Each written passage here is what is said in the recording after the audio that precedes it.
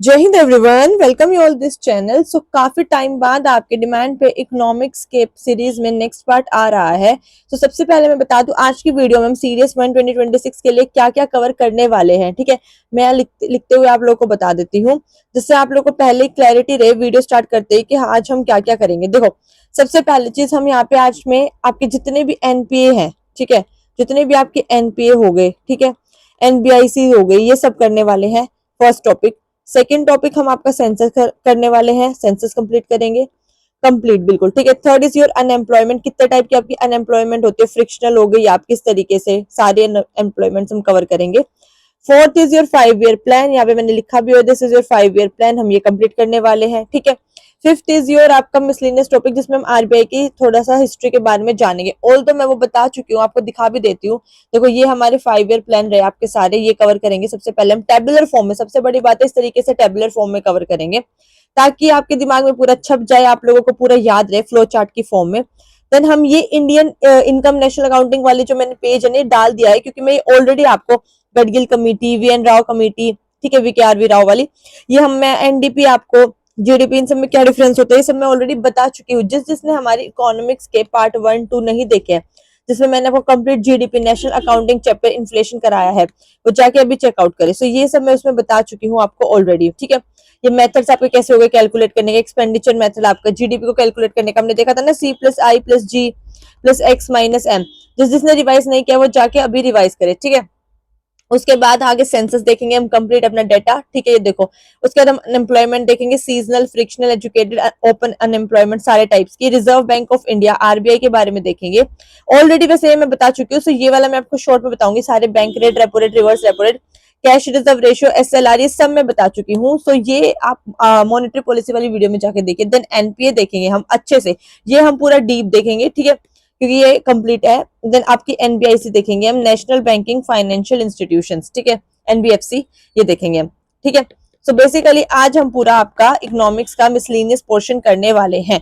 इसी के साथ एक एडिशनल इन्फॉर्मेशन, मैं एक जीएस के लिए कोर्स लॉन्च करने वाली हूँ बहुत जल्द, जिसका प्राइस रहेगा सिर्फ और सिर्फ, पहले ही बता देती हूँ, 499 रुपीज, ठीक है।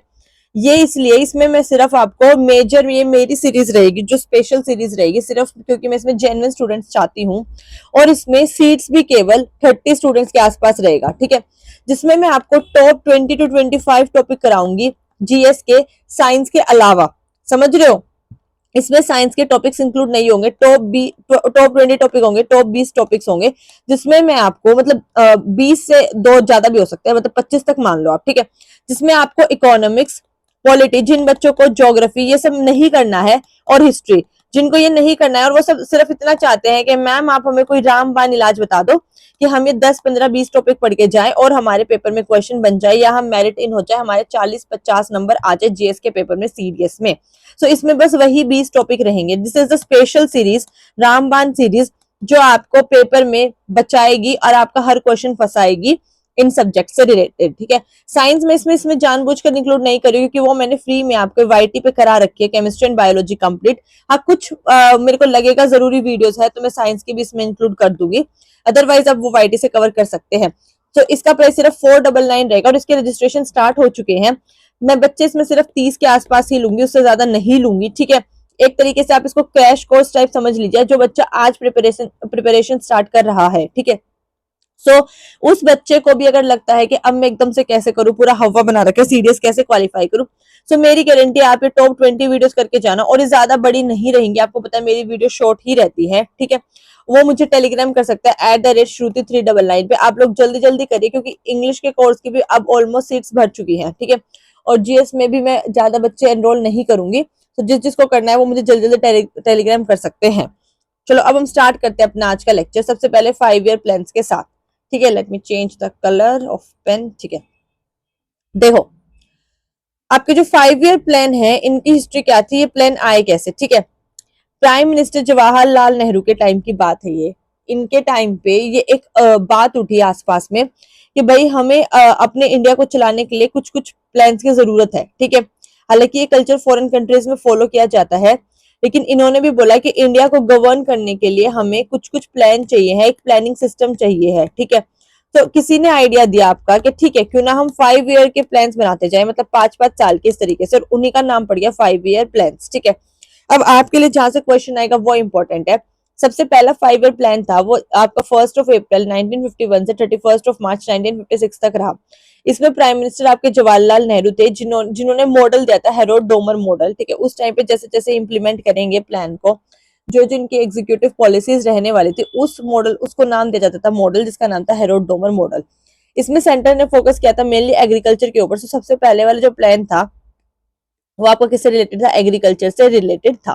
ठीक है, इसमें हमारी टारगेटेड ग्रोथ हमने जो सोची थी 2.1 की, लेकिन हमने अचीव उससे ज्यादा की 3.6। होता है ना नया नया जोश एक तरीके से। ठीक है, तो 3.6% हमने अचीव किया।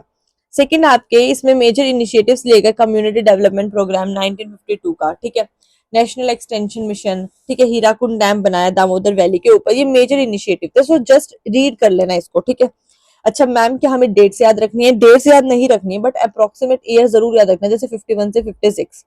सेकेंड वाला आपका आया, इस टाइम पे भी आपके प्राइम मिनिस्टर जवाहरलाल नेहरू जी थे 56 से 61 में, जिसका मॉडल था पीसी महालनोबिस मॉडल। ठीक है, इसमें फोकस किया इंडस्ट्रीज पे। अब देखो प्राइमरी वाले में फोकस किया एग्रीकल्चर पे, साथ साथ याद करते जाओ। सेकेंडरी वाले में फोकस किया आपका इंडस्ट्री पे, क्योंकि अब एग्रीकल्चर तो डेवलप हो गया, इनफैक्ट टारगेटेड ग्रोथ से ज्यादा ही ग्रोथ आ गई। ठीक है, सो इसमें हमने फोकस किया आपका इंडस्ट्री पे। इसमें भी हमने टारगेट रखा था 4.5 का, अचीव किया अप्रोक्सीमेटली। ठीक है, उतना ही हो गया, हमने अचीव कर लिया 4.3% का। इसके मेजर इनिशिएटिव थे रौरकिला जो आपका उड़ीसा में है, जर्मन कॉपरेशन मतलब जर्मनी की हेल्प से हमने बनाया यहाँ पे प्लांट। भिलाई स्टील प्लांट बनाया छत्तीसगढ़ में जो रशिया की हेल्प से है, एंड दुर्गापुर स्टील प्लांट बनाया वेस्ट बंगाल में। ठीक है, ओके। अच्छा this is important for AFCAT as well, क्योंकि उसमें भी आपके 5 ईयर प्लान्स आते हैं। ठीक है, देन थर्ड 5 ईयर प्लान आपका 1961 से 66 में, model is Sukanya Chakravarty and J Sandee model. ठीक है, इसमें self reliance self generating economy पे फोकस किया गया। ठीक है, इसके मेजर इनिशिएटिव थे आपके यूटीआई मतलब यूनिट ट्रस्ट ऑफ इंडिया, ये सेटअप हुए, बैंक सेटअप हुए। थोड़ा रीड कर लेना क्योंकि ये आपका Indo China Indo Pakistan war के रिगार्डिंग है, तब हुआ था। ठीक है, ओके।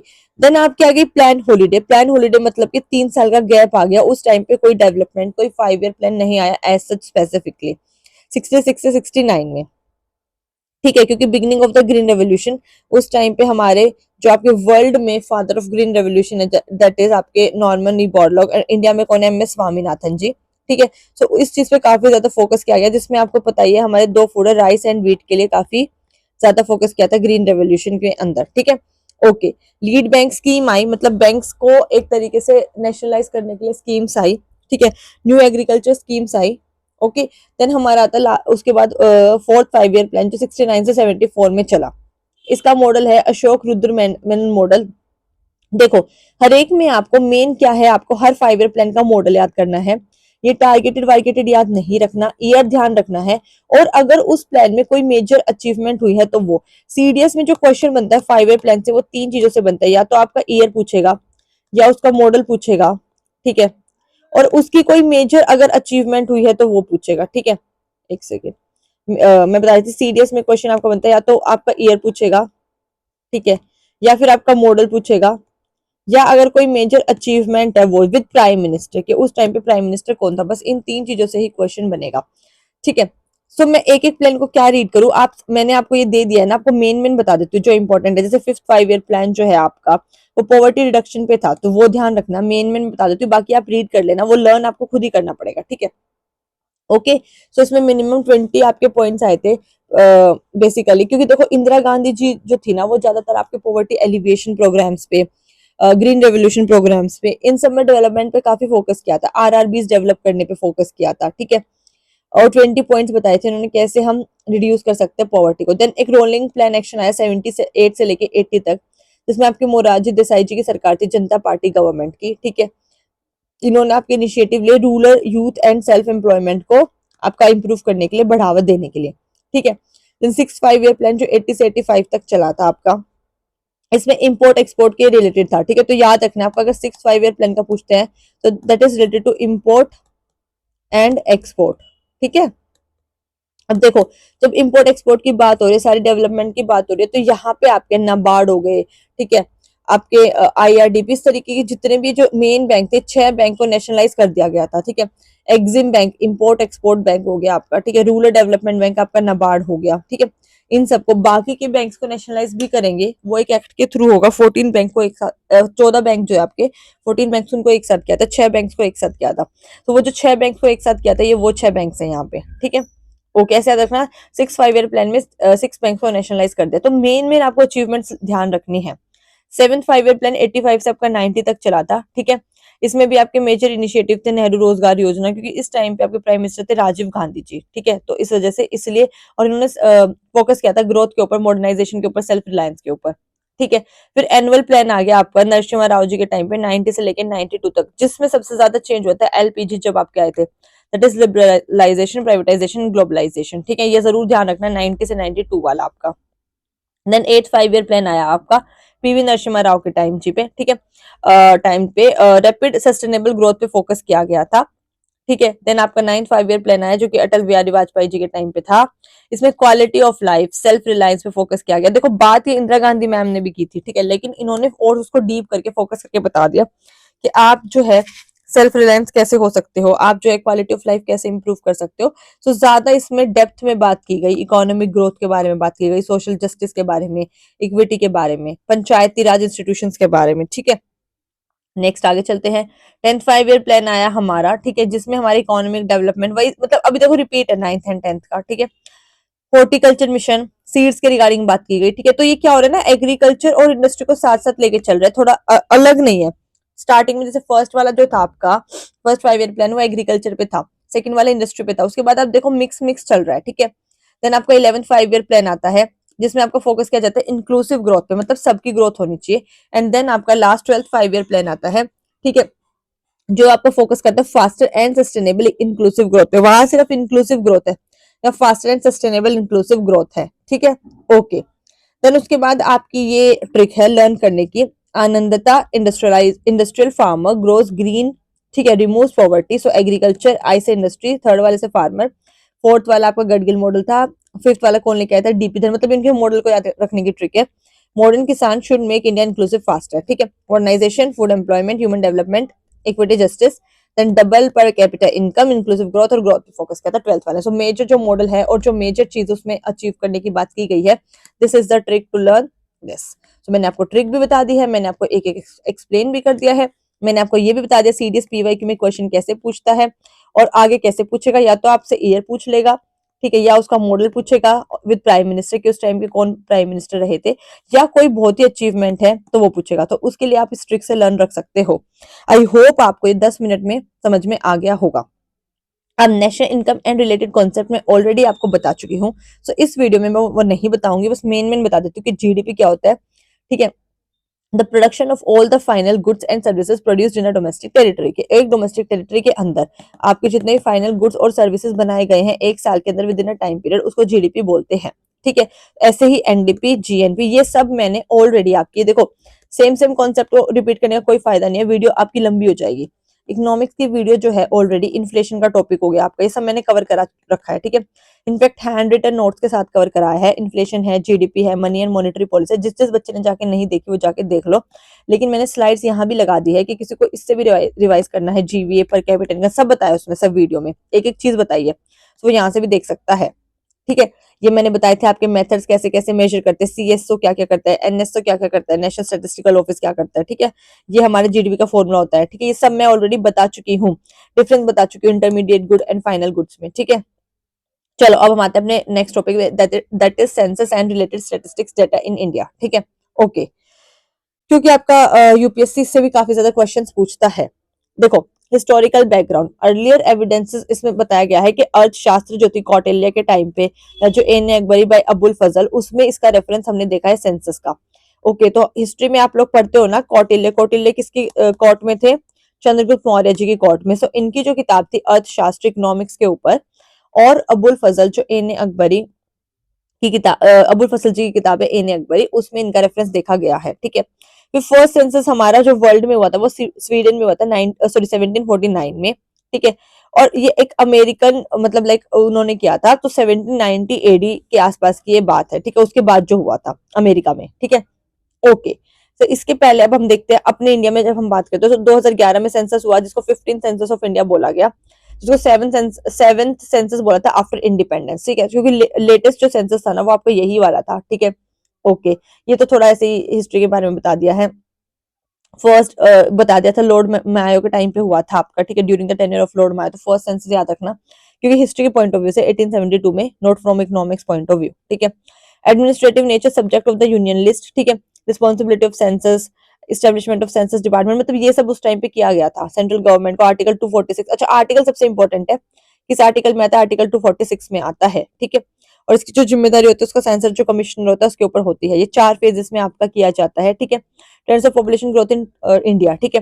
पॉपुलेशन पॉलिसी 2000 के अकॉर्डिंग है ये इधर वाला, और इससे पहले का, ठीक है। तो पहले हम देखते हैं कि पहले कैसे किया गया था। फर्स्ट फेज में 1901 से लेके 1921 तक जो थी, मतलब उसके रिजल्ट जो निकले थे स्टैग्नेंट रही थी पॉपुलेशन, ठीक है।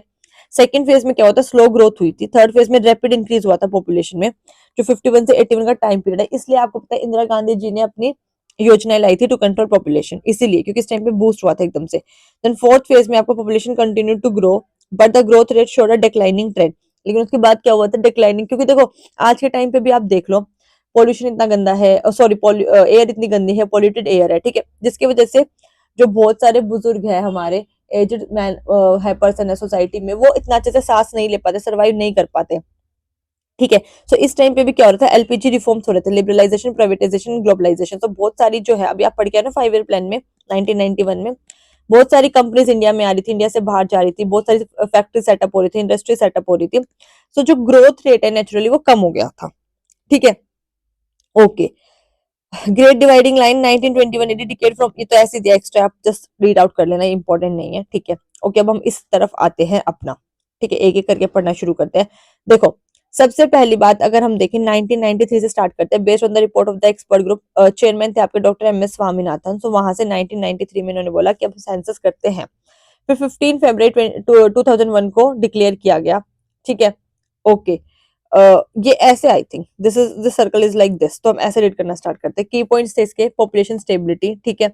मैटरनल मोर्टेलिटी रेट बिलो 93 पर, लाइक ये जब जो सेंसस किया था ना 2001 में, उसका रिजल्ट है कि हमारे जो मैटरनल मोर्टेलिटी रेट है 93 पर लाख लाइफ बर्थ आई थी, ठीक है।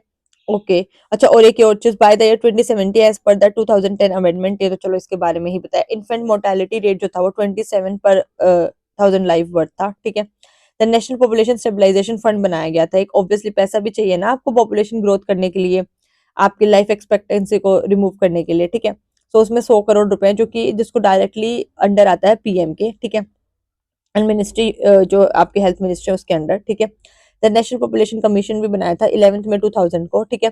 पॉपुलेशन पॉलिसी 2000 के अंडर, चेयरमैन इसके प्राइम मिनिस्टर है। Objective to ensure implementation of national population, ठीक है। तो इस तरीके से यही ऐसे ही है ये, कि जब पहली बार सेंसस हुआ था तो हमने देखा इतनी मोर्टेलिटी रेट है, मैटरनल मोर्टेलिटी रेट, इतने बच्चे पैदा हो रहे, इतने बच्चे मर रहे हैं, ठीक है। उसके रिगार्डिंग फिर हमने फंड बनाया ताकि हम जो आपकी पॉपुलेशन है उसको स्टेगनेंटली ग्रो कर सके और ग्रोथ को बूस्ट कर सके, इंक्रीज कर सके। समझ में आई बात? ओके, देन आपका नेशनल रजिस्टर ऑफ सिटीजन एक एनआरसी से भी बहुत क्वेश्चन पूछता है यूपीएससी, ठीक है। फर्स्ट टाइम प्रिपेयर किया था 1951 में, जो पहली स्टेट थी जिसने इसको बनाया था वो थी असम, याद रखना। इसका ऑब्जेक्टिव था to identify illegal immigrants from Bangladesh to Assam. So NRC जो है ना स्पेसिफिकली आपके असम के रिगार्डिंग है, ठीक है, जिसका ऑब्जेक्टिव है जो भी बांग्लादेश से इलीगल इमिग्रेंट्स असम में आते हैं उनको देखना, उनको हटाना। प्रोवाइड सिटीजनशिप टू जेन्युइन, और जेन्युइन जो इंडियन सिटीजन है उनको सिटीजनशिप प्रोवाइड कराना, ठीक है। अब जो आपका सेंसस है 2011 का, उसका एक ग्लैंस लेते हैं। देखो जो इसके बाद हुआ, ये हमने पढ़ लिया आपका 2000 वाला, 2001 वाला सेंसस। अब हम पढ़ेंगे 2011 वाला, जो अभी अब आपका लास्ट या लेटेस्ट सेंसस हुआ था। टोटल पॉपुलेशन थी आपकी इतनी, इसको याद नहीं करना, छोड़ दो, इतना जरूरी नहीं है। अब ग्रोथ हुई थी लास्ट डिकेड से 17.7% की, अर्बन में 31%, रूरल में आपका 68% लगभग है, ठीक है। मेल में 51% और फीमेल में 48%। ओवरऑल लिटरेसी आपकी 74%, पॉपुलेशन डेंसिटी 382, सेक्स रेशियो 943। सब याद नहीं रखना, लेकिन एटलीस्ट आपको सेक्स रेशियो पता होना चाहिए और ये पता होना चाहिए कि ग्रोथ हो रही है। देखो फीमेल भी ज्यादा कम नहीं है, 48% है और ये 51% है, तो ठीक है, अप्रोक्सीमेटली 3% का फर्क है। मतलब आई एम नॉट सेइंग कि लाइक कम रहना चाहिए, बट आई एम सेइंग कि आप देखना कि इसके जब ऑप्शन में आए तो इसके आसपास का ही टिक करना, ठीक है, ज्यादा कम वाला टिक मत कर देना, ठीक है। ओके, लिटरेसी हो गया। ओके, चाइल्ड सेक्स रेशियो जो 0 से 6 साल तक के है उसमें 919 है, ठीक है। और वैसे 943, ये जरूर याद रखना, ये तो आपके यूपीएससी के इंटरव्यू में भी क्वेश्चन पूछ लेते हैं कि क्या सेंसस के अकॉर्डिंग अभी रेशियो है, तो दैट इज 943, ठीक है। की इंडिकेटर्स ऑफ पॉपुलेशन, सबसे पहले 3 बिग स्टेट जो आपकी यूपी, महाराष्ट्र एंड बिहार, इनमें इतने इतने करोड़ की पॉपुलेशन थी। दिल्ली में 1.68 करोड़ की थी उस टाइम पे। फिर ये आपकी हो गई 3 स्मॉल स्टेट जिनमें कितनी कितनी थी, ये क्या आपको याद रखना नहीं, बस मेन स्टेट याद रखना, यूपी में सबसे ज्यादा थी, और आपके सिक्किम में जो छोटी स्टेट थी उनमें सबसे ज्यादा सिक्किम में थी, ठीक है। ओके, ये पॉपुलेशन डेंसिटी के बेस पे ये सारा डेटा मैंने दे दिया है, बट मैं कहूंगी इतना याद मत रखना, इतना इनफैक्ट आपसे याद रखा भी नहीं जाएगा। बट ये देख लो हर स्टेट में, हर उस फैक्ट में कौन स्टेट है जो सबसे ऊपर है। जैसे केरला, अगर लिटरेसी रेट बोला गया तो आप केरला टिक करना, ठीक है, सबको पता होता है ये। स्मॉल स्टेट्स में देखा जाए तो बिहार है सबसे आगे। बिहार से जो लोग हैं वो कमेंट सेक्शन में बताओ, बताओ आप लोग कितने एजुकेटेड होते हो, आप लोग सबसे ऊपर हो 61.8%, ठीक है। ओके, मतलब स्मॉल स्टेट्स में कह रही हूँ मैं। देन आपका इधर सेक्स रेशियो फीमेल्स पर 1000 मेल्स, ठीक है। यहाँ पे आपको देखो सबसे ऊपर है केरला, देन यहाँ पे फिर पंजाब है, ठीक है। उसके बाद देखते हैं हम शेड्यूल कास्ट की पॉपुलेशन सबसे ज्यादा कहाँ पर है। अरुणाचल प्रदेश में है, नागालैंड में, then then Nicobar, Andaman Nicobar, then Lakshadweep में है, ठीक है। ओके, इधर आपका है शेड्यूल्ड ट्राइब की पॉपुलेशन सबसे ज्यादा, आई थिंक इन्होंने लिखा है मैक्सिमम इस मध्य प्रदेश में, ठीक है। परसेंटेज वाइज मिजोरम में। तो एक बार इसको रीड कर लेना, ठीक है, जस्ट रीड इट, 1 से 2 बारी आपका हो जाएगा। और एक एक चीज याद नहीं रखनी, ओके, हिंदू सबसे ज्यादा मेजोरिटी में इंडिया में 96 करोड़ के आसपास है, अब तो और बढ़ गए होंगे, तब का डाटा है, ठीक है। मुस्लिम आपको इस टाइम पे 17 करोड़ थे, क्रिश्चियन 2 करोड़ समथिंग थे, सिख आपके 2.08 crore, then Buddhist, Jain and other religions थे आपके, ठीक है। But this is the date of 2011, याद रखना अब बहुत ज्यादा इजाफा हुआ है हर किसी चीज में। अब देखते हैं जो भी लेटेस्ट सेंसस आएगा, ठीक है। अभी तो आप लोग के पेपर के बाद ही आएगा प्रोबेबली, मोस्ट प्रोबेबली। सो आप लोग लकी हो कि यही इतने से इन्फॉर्मेशन से आपका काम चल जाएगा, ये तो बहुत सारी इन्फॉर्मेशन हो जाती है और आप लोगों के लिए डिफिकल्टी हो जाती। Next is are unemployment chapter, ठीक है। सो ये मैंने आपको बता दिया है, बिल्कुल भी घबराना नहीं है। बस देखो जो जो मैं अंडरलाइन करी ना, ये मेन मेन एक एक चीज रीड कर लेना बस, खाली कि आपका हर स्टेट कितना जो है परफॉर्म कर रही है, बस ये रीड कर लेना एक बार बस, ठीक है। ये जो रेड से अंडरलाइन किया था अभी, सब याद नहीं करना। ओके, अनएम्प्लॉयमेंट, नीड जॉब, ये तो सबको चाहिए है, ठीक है। चलो, okay, no work available for people who are able and willing to work at the prevailing wage rate, this is called unemployment. मतलब जो लोग काम करना चाहते हैं लेकिन उनको काम नहीं मिल रहा है, they are called, that situation is called unemployment, ठीक है। अब जो लोग काम ही नहीं करना चाहते उनको थोड़ा ही ना कहेंगे। देन स्ट्रक्चरल अनएम्प्लॉयमेंट है, डिस्गाइज हिडन अनएम्प्लॉयमेंट है, एंड साइक्लिकल अनएम्प्लॉयमेंट है, ठीक है। अब देखते हैं आगे आगे। स्ट्रक्चरल अनएम्प्लॉयमेंट कौन सी होती है, cause to the structural changes in the industrial sector, this prevailing form of, देखो अगर आपकी इकोनॉमी जो है बहुत ज्यादा ऑफलाइन से ऑनलाइन शिफ्ट हो गई है, ठीक है, तो स्ट्रक्चर चेंज आ गया, कंप्यूटर बदल गए, आपके लैपटॉप बदल गए, आईपैड बदल गए, सब इसमें क्या एडवांसमेंट आ गई, तो that is called structural unemployment. एक स्ट्रक्चर की वजह से, मतलब मैंने एक एग्जांपल दिया टेक्नोलॉजिकल स्ट्रक्चर का या टेक्नोलॉजिकल सेक्टर का, ऐसे किसी भी स्ट्रक्चर की वजह से वो अनएम्प्लॉयमेंट हो सकती है। देन डिसगाइज या हिडन अनएम्प्लॉयमेंट किसको कहते हैं, जो छुपी हुई बेरोजगारी है। अगर एक आपका एग्रीकल्चर फील्ड है उसमें 20 लोग काम कर रहे हैं, जरूरत केवल केवल 10 की है, तो जो दूसरे जो 10 लोग हैं वो आपकी छिपी हुई बेरोजगारी में काम कर रहे हैं, ठीक है। वही बोला, प्रोडक्टिविटी तो उनसे कुछ आ नहीं रही है। देन साइक्लिकल अनएम्प्लॉयमेंट कौन सी होती है, जो एक साइकिल में रहती है, in the economy developed countries, ठीक है, mark fluctuation due to increase and decrease in the demand, मतलब एक साइकिल में आपकी अनएम्प्लॉयमेंट चलती जा रही है, चलती जा रही है, खत्म ही नहीं हो रही है। ओके, देन सीजनल अनएम्प्लॉयमेंट देखते हैं। In agriculture sector work for 7 to 8 months in year, मतलब बेसिकली आपके पास पूरे 12 महीने काम नहीं है, 7 से 8 महीने काम है, तो सीजन में ना कि भाई खाली गर्मियों में काम है, खाली सर्दियों में काम है। Frictional unemployment, changes in the condition of the market, shifting from job to another, मतलब एक आप जगह से दूसरी जगह जाके जॉब पे शिफ्ट कर रहे हो, दैट इज कॉल्ड फ्रिक्शनल। तो इस टाइम पीरियड में आप जितना अनएम्प्लॉयड रहे हो, that is called frictional unemployment. Educated unemployment is this, education की वजह से जो आपको अनएम्प्लॉयमेंट मिले, and open unemployment is highest level of unemployment not getting work prevailing wage rate, कि आपको ज्यादा आपकी लेवल के हिसाब से, ग्रोथ के हिसाब से हाईएस्ट वेजेस नहीं मिल रही है, ठीक है। मेजरमेंट एस्टिमेशन ऑफ अनएम्प्लॉयमेंट, ठीक है, भगवती कमेटी 1973 में, usual principal status UPS, employed less than 183 days per year. देखो मैं बताती हूँ आपको जो जो इंपॉर्टेंट है, पहले एक बार रीड कर लेते हैं। Current weekly status, not getting even 1 hour of work in a week, अगर आप एक हफ्ते में 1 घंटे का भी काम नहीं कर रहे हो तो इनके अकॉर्डिंग आप अनएम्प्लॉयड हो, ठीक है। ये मत रखो डेली स्टेटस फुल, ये कभी क्वेश्चन नहीं आता, यहाँ से छोड़ दो इसको, ठीक है। मैं बताऊंगी जहां से आपका क्वेश्चन आएगा। अनएम्प्लॉयमेंट रेट ये बता दिया, थोड़ा देख लेना आप इसको एक बार, LFPR WPRUR, ठीक है। Basically number of unemployed upon में लेबर फोर्स इनटू 100 ये फॉर्मूला होता है आपका, ठीक है। ये डाटा इंपॉर्टेंट नहीं है, ठीक है, ये वाला मत याद रखना, बस एक कमिटी याद रखना कि भगवती कमिटी किससे रिलेटेड है, अनएम्प्लॉयमेंट से रिलेटेड है।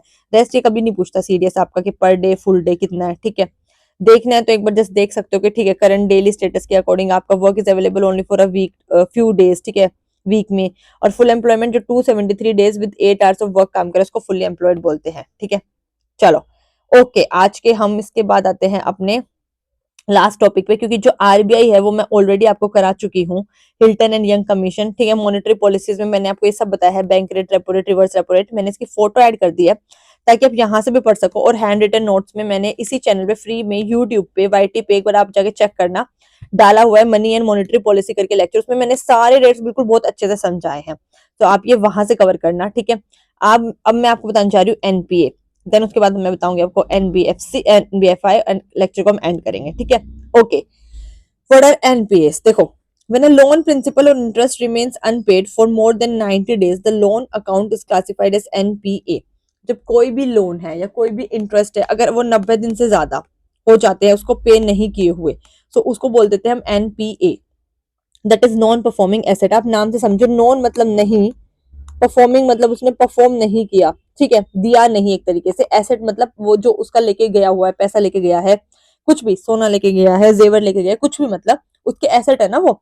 अच्छा, लायबिलिटी एंड एसेट में जिनको डिफरेंस नहीं पता मैं बता देती हूँ। अगर ये राम है, ठीक है, राम ने अपने 100 रुपए दे दिए शाम को, ठीक है, सो राम के जो 100 रुपए है ना ये राम का एसेट है कि भाई राम ने तो दिए हैं, उसको अपनी चीजें, उसको पता है इंटरेस्ट के साथ उसको वापस 110 रुपए मिलेंगे, ठीक है। तो राम के जो 100 रुपए हैं जो उसने शाम को दिए हैं वो राम के लिए उसका एसेट है, क्योंकि उसके पैसे हैं वो, और उसने शाम को दिए हैं, उसको पता है ब्याज समेत उसको वापस 110 रुपए मिलेंगे। लेकिन शाम के ऊपर ये 100 रुपए लाइबिलिटी है, एक तरीके से कर्जा है। लाइबिलिटी मतलब कर्जा, कर्जा है, ठीक है, कि भाई ये मेरे सर पे एक तलवार लटकी हुई है, मुझे वापस करनी है, ठीक है। सिमिलरली जब गवर्नमेंट किसी स्टेट को लोन देती है, ठीक है, तो स्टेट के लिए वो लाइबिलिटी हो जाएगी क्योंकि उसको वापस करना पड़ेगा ब्याज समेत, और गवर्नमेंट ने क्योंकि अपना पैसा बाहर चैनलाइज कर रखा है, दे रखा है, तो उसका एसेट है, उसको वापस मिलेगा। समझ में आ गई बात? चलो, विलफुल डिफॉल्टर कौन होता है? Person who does not repay the loan given by the bank, मतलब जो जानबूझकर अपना लोन वापस रीपे नहीं करते हैं उनको बोलते हैं wilful defaulter. Identification of NPA कैसे किया जाता है? 90 दिन का टाइम पीरियड होता है। फ्रॉम 31 मार्च 2004 में ये बात आई थी, ठीक है। Assets identified the bank auditor and not return the bank, या पार्शियली रिटर्न कर दिए हैं, तो उनको पार्शियल एनपीए भी बोला जाता है, बट मेनली आप ये 90 डेज का टाइम पीरियड ध्यान रखना, ठीक है। कैटेगराइजेशन, अब देखो इसमें 3 टाइप के रिस्क के एसेट्स होते हैं, सब स्टैंडर्ड, डाउटफुल और लोन। अब देखो सबसे पहले substandard asset, asset which are NPA for more than 3 months to 12, मतलब 3 महीने से 12 महीने का टाइम पीरियड हो चुका है, ठीक है, उनकी उम्मीद इतनी कम है वापस मिलने की, ना के बराबर, उनको बोलते हैं सब स्टैंडर्ड एसेट। डाउटफुल एसेट कौन से होते हैं? Asset whose NPA period is more than 12 months, अब 12 महीने के भी बाद जा चुके हो। एनपीए में तो देखो वो 3 महीने बाद ही आ गए थे, ठीक है। एनपीए में कि भाई एनपीए नॉन परफॉर्मिंग एसेट के अब हमें पैसा वापस नहीं मिलने वाला, ये आफ्टर 3 मंथ्स उन्होंने डिक्लेयर कर दिया था। अब 3 महीने से जो 12 महीने का टाइम पीरियड है इसमें बोलते हैं सब स्टैंडर्ड एसेट, ठीक है। अब 12 महीने के बाद का जो टाइम पीरियड उसको बोलते हैं डाउटफुल एसेट, कि भाई ना के बराबर नहीं मिलेगा, ठीक है। और अगर कोई एनपीए 3 साल से ज्यादा हो जाए, मोर देन 3 इयर्स, तो उसको बोल देते हैं लॉस एसेट, के अब वो नहीं देगा या कंप्लीटली डिनाइल है, लॉस, ठीक है। तो इसका स्क्रीनशॉट ले लेना वीडियो में से, ऐसे ही है क्योंकि हट जाएगा अभी जैसे ही मैं पेन हटाऊंगी। समझ में आ गई बात? चलो आगे समझ में, आगे चलता है। पब्लिक सेक्टर एसेट रिहेबिलिटाइजेशन एजेंसी, इसी के रिगार्डिंग बनाई गई थी, इसको बोलते हैं पारा, ठीक है। 2016-17 में बनाई थी। इसमें क्या किया गया था? इस प्रॉब्लम से जूझने, क्योंकि हमारा जो इंडियन बैंक सिस्टम है काफी ज्यादा इस प्रॉब्लम से सफर कर रहा था, ठीक है। तो इसमें क्विक सेटलमेंट होती थी कि एटलीस्ट कुछ तो पैसा वापस मिले। तो अगर क्वेश्चन आएगा तो इतना ही पूछेंगे, पारा किससे रिलेटेड है? आप बोल देना एनपीए से रिलेटेड है। ये एक कंपनी है जो वापस हमारे लोन्स को दिलवाती है हम लोगों को, मतलब बैंक को, नॉट हम लोगों को, ठीक है। देन आपका आता है नॉन परफॉर्मिंग एसेट रेशियो, कितनी कितनी है? देखो, gross NPA and net NPA. Gross NPA is a loan which is not recoverable but still shown in the banks books of account. देखो, ग्रोस एनपीए की वो भी रिकवर नहीं हुआ है लेकिन वहां पे स्टिल अभी वो लोग दिखा रहे हैं। Net NPA is a loan of which some part has been recovered and still remain in the banks. देखो मैं बताती हूँ, ग्रोस एनपीए में क्या होता है कि वो लोन जो है रिकवर नहीं हुआ है लेकिन वो स्टिल बैंक जो है ना अपने अकाउंट बुक्स में दिखा रहा है। नेट एनपीए में क्या होता है? उसका कुछ पैसा रिकवर हो गया है, समझ में आया, लिखा है some part has been recovered, कुछ पैसा रिकवर हो गया, ग्रोस एनपीए में नहीं रिकवर हुआ है, नहीं रिकवर हुआ है, इसमें कुछ पार्ट रिकवर हो गया, ये दोनों में डिफरेंस है, ठीक है। फिर एक सारफेसी एक्ट आया था आपका 2002 में, इंडियन गवर्नमेंट लाई थी, वो भी एनपीए से बचाने के लिए लाई थी। तो पूछे सारफेसी एक्ट किससे रिलेटेड है, एनपीए से रिलेटेड है। राइट टू सीज मोनिटर, अब देखो, अब जब बंदा पैसे नहीं दे रहा तो हम क्या करेंगे, उसके जो प्रॉपर्टी जो कोलेटरल रखवाते उसको मोर्टगेज करने, उसको ले लेंगे, ठीक है। उसको 60 डेज का नोटिस देंगे कि भाई आप दे दो, नहीं तो हम वो ले लेंगे। तो बस इसमें यही बात बोली गई थी।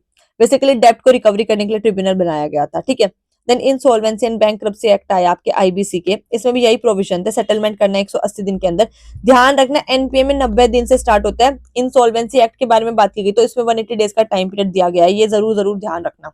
मैं सीधा आपको मेन पॉइंट बता देती हूँ, आप सोचोगे ना मैम एक एक चीज क्यों नहीं पढ़ रही, बिगनिंग कब आया था, अदर फैक्ट, नहीं, क्योंकि वो जरूरी नहीं है, रेलिवेंट नहीं है। मैंने इतनी बार सीरियस के पेपर एनालाइज किए, not only serious, CAPF, NDA, UPSC prelims तक के, कि मुझे पता है कहां से क्वेश्चन आएगा, सो डायरेक्ट मैं आपको वही पॉइंट बता देती हूँ। समझ में आ गई बात। सेम फाइनेंशियल सर्विसेज आपका, एक आपके एफएसआईबी ब्यूरो है, मतलब बेसिकली इंस्टीट्यूशन है, जो ये भी यही असिस्ट करता है चीजों को, जिससे पब्लिक सेक्टर में ज्यादा से ज्यादा डिफॉल्ट्स ना हो, ठीक है, एनपीएस ना बढ़े, ठीक है। चलो, तो ये हो गई हमारी एनपीए की कहानी। अब हम पढ़ते हैं लास्ट हमारा नॉन बैंकिंग फाइनेंशियल इंस्टीट्यूशंस। देखो, इसकी डेफिनेशन है, कोई भी कंपनी जो रजिस्टर्ड है आपका under the companies act and that engages in financial activities like lending, investment, leasing, ठीक है। मतलब कोई भी एक कंपनी जो आपकी रजिस्टर्ड होनी चाहिए, सबसे पहली बात, ठीक है, कंपनीज एक्ट के अंदर, और वो किसी चीज, किसी पैसे को लेंड करती है, कहीं इन्वेस्ट करवाती है, पैसे को लेती है, लीज पे देती है, ठीक है, ये सारे काम करती है, उसको बोलता है नॉन बैंक, क्योंकि वो बैंक तो है नहीं officially. So non banking financial institution, it include many types of institution, supervision करते हैं ये लोग, ठीक है। नॉन बैंकिंग कंपनीज आती है इसमें, ये सब आते हैं, ठीक है। अब इसके बारे में देखते हैं आपके, सबसे पहला है आपका ऑल कंपनीज। देखो, आया कंपनीज एक्ट 1956 के तहत रजिस्टर होगी, इन्होंने वही इन्फॉर्मेशन रिपीट कर दिया, सो आप एक बार ये रीड कर लेना, ठीक है। इसमें दो कैटेगरीज है, एनबीएफसी डी मतलब डिपॉजिट्स लेंगे जो, और एक होंगे डिपॉजिट्स नहीं लेंगे। कुछ लोग होते हैं जो डिपॉजिट्स नहीं लेते हैं और कुछ लोग होते हैं जो लेंगे, तो दोनों इसके अंडर आएंगे। ऑल इंडिया फाइनेंशियल इंस्टीट्यूशन आएंगे, इसमें मेजर इंस्टीट्यूशन कौन कौन से, आपके एग्जिम बैंक भी इसके अंदर आते हैं, नेशनल हाउसिंग बैंक हो गए, ठीक है, जो ये आपके इन्वेस्टमेंट के तौर पे, जो फाइनेंस के तौर पे बैंक होते हैं ना, वो भी इसके अंदर ही आते हैं। सिडबी हो गया, नाबार्ड हो गया।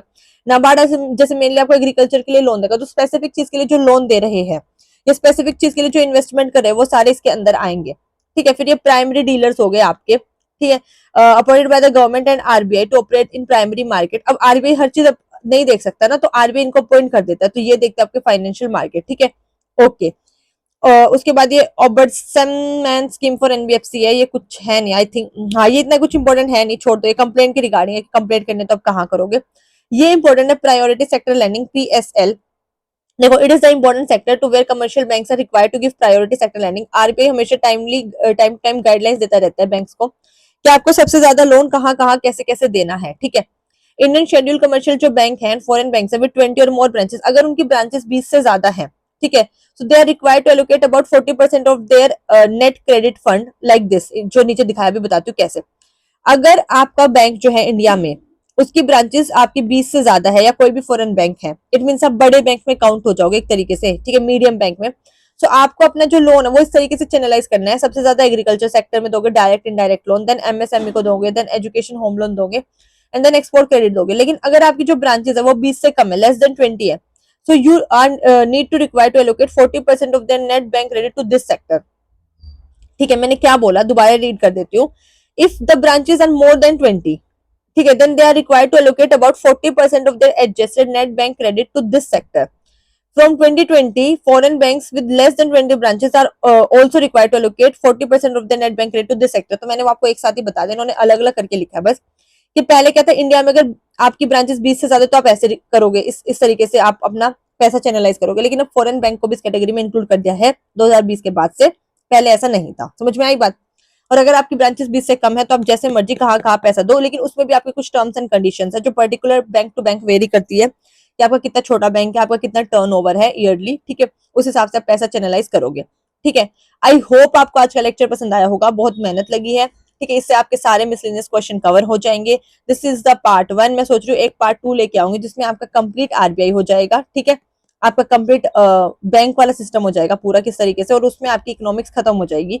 सो मेरी साइड से आपका इकोनॉमिक्स का 1 या 2 लेक्चर ही आएगा जिसमें मैं बैंक कराऊंगी, और जो मिसलेनियस पार्ट 2 है वो करा दूंगी, और सीरीज के लिए आपकी इकोनॉमिक्स कंप्लीट कवर हो जाएगी। ठीक है, इसके अलावा किसी को टॉप 20 जो स्पेशल वीडियोस का कोर्स रहेगा जिसमें आपकी पॉलिटी, ज्योग्राफी, इकोनॉमिक्स, हिस्ट्री के सिर्फ स्पेशल वीडियोस आएंगे, जिससे आपके गारंटेड 40+ मार्क्स आएंगे, एक्सेप्ट योर साइंस। साइंस तो आप करोगे, हाँ हो सकता है मैं 1-2 लेक्चर साइंस के उसमें डाल दूं। सो उसका प्राइस है सिर्फ और सिर्फ 499 रुपीज। आप मुझे टेलीग्राम कर सकते हो @Shruti399 पे, क्योंकि उसकी सीट सिर्फ और सिर्फ रिजर्व है, बहुत कम सीट्स हैं, और उसके रजिस्ट्रेशन अभी से स्टार्ट हो गए हैं। तो वो जल्दी जल्दी करो इसी तरीके से, उसमें बल्कि इससे मतलब लाइक बेहतर तरीके से, क्योंकि ये पेड क्लास के ये वाले नोट्स नहीं है। सो यूट्यूब पे मैंने कराने के लिए PDF बनाई थी। सो उसमें इसी तरीके से फ्लो चार्ट की फॉर्म में आपको कंप्लीट समझाया जाएगा। ठीक है, चलो अच्छे से